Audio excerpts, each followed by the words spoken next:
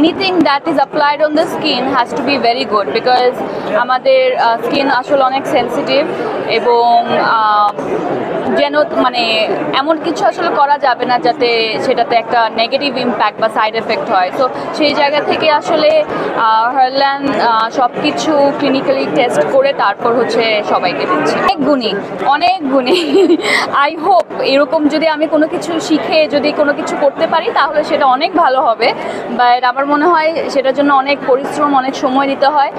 সেইটুকু পরিশ্রম দিতে যদি আমি প্রস্তুত হই কিংবা আমার হাতে সময় থাকে, ডেফিনেটলি কার না ইচ্ছা, মানে উদ্যোক্তা হওয়ার তো একটা সবারই স্বপ্ন থাকে, এরকম আমারও ইচ্ছা আছে যদি নিজস্ব কোনো কিছু নিজস্ব একটা ব্র্যান্ড কিংবা একটা লাইন ওপেন আপ করতে পারি সেটা অবশ্য খুবই ভালো হবে। তবে একটা ছোট জিনিস বলে রাখি, আমার বোনরা একটা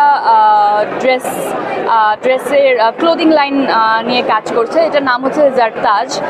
সো আমার পেজে বা আমার হচ্ছে ইনস্টাগ্রামে গেলে আপনারা দেখবেন জারতাজ ট্যাগ করা থাকে। তো ছোট একটা কাজের সাথে এখনই জড়িত আছি, যদিও আমার বোনরাই দেখছে সেটা ভালোভাবে, বাট নিজে একেবারে খুব মানে পুরো দমে আসলে কোনো কিছু একটা করতে চাই যদি সুযোগ সুবিধা সব কিছু হয়। না অবশ্যই, কেন না, আমি সবসময় আসলে ভালো প্রোডাক্ট ভালো পণ্যের সাথে থাকতে চাই যেটার কোনো সাইড এফেক্ট থাকবে না এবং যেটা আমি নিজে ব্যবহার করতে পারবো। তো ডেফিনেটলি সবসময় আসলে ভালো ভালো প্রোডাক্ট এন্ডোর্স করেছি আলহামদুলিল্লাহ, সামনেও সুযোগ থাকলে ওয়াই নট। আমার মনে হয় এটা আসলে একবার ইউজ করে তারপর তারা আসলে দ্বিতীয়বার যখন আসবে ডেফিনেটলি ওটার মধ্যে কিছু কোয়ালিটিস খুঁজে পাবে বলেই আসবে। অ্যান্ড মেকআপ আইটেমস অ্যান্ড সব কিছু এমন জিনিস যেটা আসলে যাকে স্যুট করে তারা আসলে লাইফ টাইম সেটার ভক্ত হয়ে যায়। যেমন আমারও কিছু এরকম প্রোডাক্টস আছে যেটা আমি সেই 10-12 বছর হয়ে গেছে আমি ওই একই জিনিস ইউজ করছি। তো স্কিন কেয়ার বা এই ব্যাপারগুলোই এমন স্কিনের সাথে কিংবা বডির সাথে আসলে স্যুট করতে হয়, আর একবার স্যুট করে গেলে লাইফ টাইম ওই একই জিনিস নিয়েই মানুষ চলে। আমার কাছে খুব সুন্দর একটা গিফট সেট আসছিল, তো ওখানে অনেকগুলো প্রোডাক্ট ছিল। আমার লাস্ট যেটা ইউজ করেছি আমি যদি বলি, আমি একটা লিপস্টিক ইউজ করেছি। আপু, মেহজাবিন হারল্যান্ড থেকে কি জিতলো? এখন পর্যন্ত কিছু জিতি নাই। আপনারা আসছেন, এত সুন্দর একটা স্টল ভিজিট করেছি, আপনাদের ভালোবাসা জিতে গেছে, এটুকু বলতে পারবো।